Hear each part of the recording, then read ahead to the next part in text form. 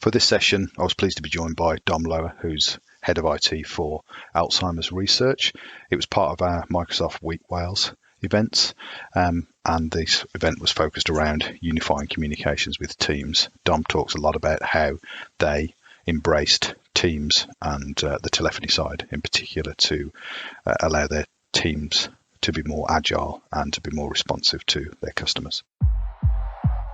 Just very, very quickly, our focus is around cloud services, primarily helping customers around security, productivity, and what we call agility, so moving services into the cloud. Hi, thanks for joining us. You're listening to Straight Talking 365 with Mark Lawton and guests. There we go. Brilliant. So good afternoon, Dom. Welcome. Thank you for joining the session today. Hi, Mark. Appreciate it. Thanks for having me. That's okay. To kick things off, do you want to give us a little bit of background on who Alzheimer's Research are and what they do? Yeah, sure. Yeah, so we are a research charity, fundamentally. So we've just started doing our own research, but majority of our work is to raise funds, and we work with other institutions around the UK to fund the research. They do research on our behalf. We're completely self-funded. We don't get any government grants. We're lobbying for that change. In the current climate would be ideal. And our kind of latest initiative is to perform some of our own research. So we're working with international partners and vendors, so people like the Gates Foundation on something called the EDON project, which is early diagnosis of neurological diseases. So that's our big push at the minute. But our aim is to get a treatment for dementia by 2025, which we're hoping we can get to. Brilliant. No, that sounds good. And I'm jumping ahead slightly here, but I just wanted to ask the question clearly. You said self-funded and you're lobbying the government at the moment. Presumably, COVID's had an impact on what you're seeing in terms of income. Yeah, absolutely. Yeah, I think we're not alone with most organisations and many other charities. We're going to take a hit and not get where we would have been pre-lockdown, but in the scheme of things, we're doing pretty well. So our supporters have stayed quite loyal to us in that respect. So yeah, not ideal, but could be a lot worse. I think it's a fair measure. Yeah, I think it sounds about right for most people at the moment, doesn't it? And a little background on yourself and your role in Alzheimer's. Yeah, so I joined must be about 2.5 years ago now. So my previous experience was around in pharmaceutical industry, private pharmaceutical industry, where there was almost no IT budget. It was very free spending. It was quite luxurious in that respect. And then I moved to a family-owned automotive retail business, which was almost polar opposite. It was very more, budgets are a bit more stringent, a bit tighter. I'll leave it at that. And at AOUK, my remit's like sort of everything internal. Everything IT internally is handled within my team. So that's from the infrastructure, networking, support, licensing, IT procurement, cybersecurity. We do a small amount of in-house development, but not a massive amount. And also we're looking at integrations, automations, that sort of stuff. Brilliant. And how many users do you look after? We've got around 215, 220 employees. Okay. And we're primarily based in Cambridge in our head office. So we've got a few regional fundraisers dotted around the UK, around 15 or so. But the rest of the gang, so to speak, we're all in one office in Cambridge, or we were anyway. And if you can kind of think back that far to sort of this time last year, the end of 2019, beginning of 2020, can you give us a little bit of background to what you had in place in terms of telephony, contact centre, how people got hold of you through the phone? Yeah, sure. So in terms of the organisational setup, we have two main contact centres. One's to give information about the dementia out to supporters, or actually not to supporters, just to the general public. They don't have to necessarily do anything for us. It's just an information line. And then we've got a team called the Supporter Care Team who deal with our supporters. So they deal with any requests from people who want to donate to us, volunteer for us, ask about research information. It could be anything at all. Complain to us, hopefully not, but it could be anything that they take. And back in February, we had it was a cloud PBX service. It was a little bit unreliable, I think, to say the least, and we had a few issues around reliability. It was feature packed, so to speak. but we didn't utilize a lot of the features. We didn't need to utilize a lot of the features in there. So so back in February, when we were all based in the office, we had functionality that we didn't use, and a phone system that was, I always use a kind of analogy, up and down like a yo-yo, so to speak, and that was quite unnerving for our supporters and for our employees. I think at the time you had tried to solve that a few times, hadn't you? But just kind of ran out of patience in the end. Was that pretty much a summary? Yeah, I think so. I mean, we tried to work with our previous vendor to resolve the issues. It didn't work out, and ultimately we're a big Microsoft house. We're heavily 365 based anyway, so putting our telephony into Teams seemed like a no-brainer. Yeah, and you were already using Teams at the time, is that right? Obviously not for telephony, but for day-to-day. Yeah, so Teams was obviously available for a while, but we didn't ever do a formal rollout. So kind of our employees were seeing that they had it and that the app was installed on their desktop machine. Didn't really know what it was for. We didn't formally push it out because we wanted to do that, do the telephony piece. We were thinking we'll wait for the telephony and then roll it out properly with some expertise. Right. Okay. So like most organisations, you'd done a bit and people had started using it and kind of trying to figure it out themselves. Yeah. So people have heard of it, and they had a rough idea of what it was. And actually, when we put the telephony into it, that was what people were most surprised about. People didn't know that functionality was there in our organisation anyway. So it was a good learning curve for those guys as well. So the issues you had back with the current telephony, how is that impacting your staff and customers? Yeah, it's impacting both quite heavily. So our kind of employees, they were going frustrated, not being able to fulfill their roles. Certainly in the 95% of our users are your sort of typical standard office employees. You know, if your phone's down for 20 minutes, you can probably get on with other stuff. The contact center guys, when it was down for an hour, 2 hours, were really struggling. They were kind of sitting with their hands crossed, really. Their hands were tied at that point. Our other employees, obviously, there was frustration building in that they had to delay some of their tasks. And then when we did get the phones back up and running, we'd have grumbles from our supporters who were saying, you know, we couldn't get through to you. Luckily, at times, depending on the outage, we had a way of calling some supporters back. And they'd be really frustrated. You know, some people we lost calls completely, and what we actually did was we put a monetary value on the average call that we took, and then started to build up a picture of what it was costing us as an organisation, and it was quite substantial. Hence, that played a part in the decision to move away and move into Teams. Yeah. So you probably already answered this question, which was how do you decide which direction to go? So you'd already made the decision you were using Teams, so it made sense to bolt voice into it because there were people already using it. Yeah, like I say, we kind of had those. We always thought, with our kind of history of and experience and trust in Microsoft, that it was always on the agenda to move our telephony into Teams. The timing was maybe pushed with the unreliabilities of the phone system. However, it was always on the cards, and like I say, we're heavily 365 based anyway, and we can leverage some charity pricing because we're a non-for-profit, which is even better for us. So all around, it seemed like the perfect fit for us. And I probably shouldn't ask this question, but I'll ask it anyway. How did you find out about Risc? Yeah, I remember. If you remember that far back, I do remember this well, and yeah, it sounds quite a strange story. So I actually had a dentist appointment that day, and I went in to check in, and the receptionist said, "Look, the dentist's running 45 minutes late, and there's a pub opposite." And I didn't go in for a beer. I went in to just clear my inbox more than anything, and I had on my task list call Microsoft about putting our telephony into Teams, and I made that call in the pub actually, and they just said, look, we can. At first, their advice was, you know, you can do this yourself. You can do it. You can move your phone calls about and whatever else yourself. And I was keen to work with a vendor who'd done it before, got some experience. We could leverage their expertise. We had a couple of other big projects going on at the time. Didn't really have the resource to be able to take on that magnitude of project on our own. And they said, okay, well, we'll put you in touch with three vendors. And then we got a call from 3 vendors, one of which being you guys at Risc. And we invited you 3 vendors in. We met with you all.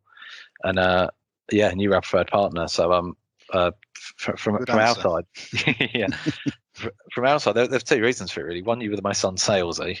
Most unsalesy. Yeah, which is okay. I better have a word with the guys.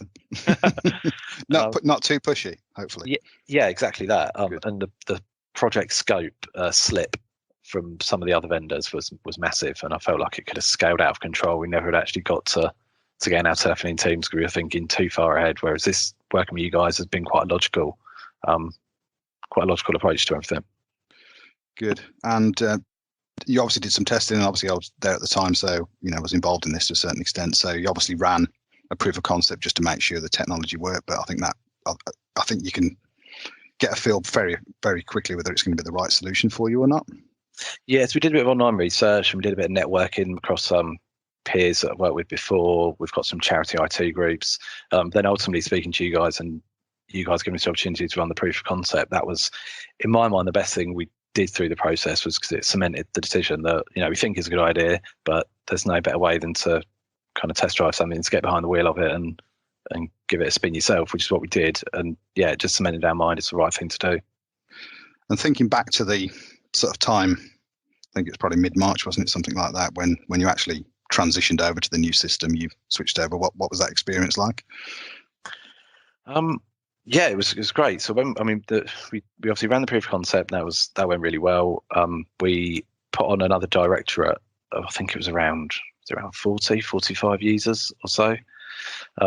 As we kind of extended that pilot out, and we were getting constant feedback from the original 10, 15 that we put on the proof of concept, and the positive feedback was great. We had a few niggles, a few tweaks we needed to make along the way, which just proved the value in doing the proof of concept. And the kind of transition over was really seamless. Yeah, it just happened to coincide with the time when you were looking to lock the office down, I think, wasn't it? So was that when COVID was starting to get a grip? Yeah, exactly that. So I'm not sure if you remember the phone call I had with you the week of the training when I said, are you sure you're happy to come in and do the training? Because we weren't locked down yet, but there was the rumour mill was starting and the government were just about to lock us down. And thankfully you were happy to come down, because that face-to-face training was, I think, invaluable to our employees, because in hindsight, we didn't know we were going to be locked down for as long as we were. But I think a lot of them were nervous around working from home and working 100% remotely. On top of that, we've just moved all their telephony and their ways of working had changed. And they were obviously given the information beforehand that was going to happen, but to be sat in front of and taught teams for a couple of hours and what the features were, just put them in great shape to be able to leave the office that day. Timing was either great or terrible, depending on your view. yeah. I'm still clinging on to it was perfectly timed rather than luckily timed, but we'll go with that. Yeah, I do remember that phone call, because I do remember that just in terms of our commitment. That was a Sunday. That was my birthday. I remember it well, driving down. But yeah, it was the right thing to do. I remember actually we ended up doing the last batch of training remotely, and I think it's been it's obviously been remote ever since then. So I think the face to face was in that week, and then we mopped up the rest remotely. So obviously, both yourself and the rest of the organisation have been using Teams and Teams Link for a while now. Do you think it's settled down? Staff happy using it? You've ironed out all of the issues now? Yeah, absolutely. I mean, most of the guys were really engaged with it and were looking forward to using it. We had a few nervous employees, particularly the guys in the contact centres. They were maybe the most nervous about it. And those kind of concerns I had were quickly washed out. So it's kind of a week, 2 weeks into using it, I was getting the feedback from, this is brilliant. This is simple to use. It just works. Give me the training that we need. As with everything, there was a few minor little tweaks we needed to make, which we made. And since then, it's gone from kind of getting loads and loads of praise from people and people singing Teams praises to what everyone wants to hear in IT, which is not a lot about Teams. Because just get on with it. Yeah, it's working. It absolutely does what it says on the tin. It's I'm lucky with our employees that they've engaged with it so well and they want to use it. But the fact that it does the job, it's been great. They love it. Brilliant. That's good to hear. I think I always quote you when I'm talking to customers, because one of the biggest, and Mike will talk about this a little bit in his session as well as me, is one of the biggest barriers to people moving is investment in existing, particularly handsets, obviously on traditional PBXs, and they're not easy to move across the Teams, but you just took the decision to say, you're not having any handsets, you've got headsets, and here they are, and send them home. And I think people just kind of adapt, don't they? Yeah, actually, lockdown probably helped with that in hindsight, but we were going to do it anyway. Get rid of handsets and go with headsets and laptops, which is a massive culture shift. Before, everyone had their own phone and people saw it as their own phone, and they like that thing sitting on the desk, even though we all knew actually it's kind of a pointless entity. You don't need it. and we've proved that now. And the fact that everyone was going to be locked down, sent home, they weren't going to take their desk phone with them even if they had them. It kind of, now it's everyone's kind of said, oh yeah, we didn't need that thing taking up space on our desk for the last however many years. So one thing we worked out quickly though was on the headsets was so we went team certified, and it was well worth getting the team certified version. So we've had a few calls when people haven't got them to hand and they're plugged in their sort of like AirBuds or something like that, whatever they've got kicking around. Yeah, exactly. So one bit of learning I've taken from this is not to scrimp too much on the headsets. Yeah, good piece of advice. And I know obviously you locked the office down for months, didn't you? But I know you've been back on and off since then. I know you've put a Teams room system in now into the main boardroom. So how's that working? Any thoughts about any other bits of technology you're going to put into the side of Teams? So I mean, we're planning on adding at least another one Teams room to our head office, potentially two, because the feedback we've had from that's great. And the reason we haven't put more in yet is just because the office isn't utilised as much as it was. If it was, it'd been 2 or 3 straight away. We're just drip feeding that as the demand for use of the office increases really. And the other thing is probably around call recording for our support care team. It's something they're keen on, so that's something else we'll look to move with. Okay, brilliant. Yeah, we'll cover that. I think Mike will cover that off in his section as well. And then, just finally, Dom, and I think, other than don't cheapskate on headsets, go with the team certified ones. Is any other advice for organisations thinking about doing the same thing, moving their voice to Teams? I mean, from my side, getting senior exec buy-in was a big part. So getting someone from as high as possible, really, whether it's CEO or as high up as you can get, was massive in terms of showing that they're engaged for other employees to get on board with it. Certainly, the proof of concept was just, probably the best thing we did in terms of cementing it in our mind for our own peace of mind. And the other things really around getting your users trained. That took so much pressure off, and actually having you guys do the training for us was brilliant, because it meant from a resource perspective we were getting on with the day job while all our employees were getting trained. And then just to kind of, I suppose, manage the message in terms of the comms and when Teams is coming out. So we did a big piece on Teams is coming, your training dates are going to be this day. So it wasn't just like tomorrow Teams is coming and you're having training and then you're using it. We kind of did drip feed it a bit over the weeks and months before, which seemed to go well. Yeah, I miss the face-to-face training because it saved me a fortune on Welsh cakes though, because obviously every time I come down and bring some Welsh snacks with me, but it's difficult to do that virtually, isn't it? Unless I send them all individually. But I think I mean, what we've seen from yourselves and other customers really is that end user training is key to adoption, because obviously you want people to adopt Teams more than just making and receiving phone calls. It's the whole package, isn't it, with Teams, that's a key part of it. So I think that end user training and as you say, senior exec buy-in are probably the 2 key things that we see as well. So I appreciate your time, Dom. That's brilliant. So thanks for all your feedback, and thanks for joining us for the call. Just very, very quickly, our focus is around cloud services, primarily helping customers around security, productivity, and what we call agility. So moving services into the cloud. Thanks for joining us. You're listening to Straight Talking 365 with Mark Lawton and guests.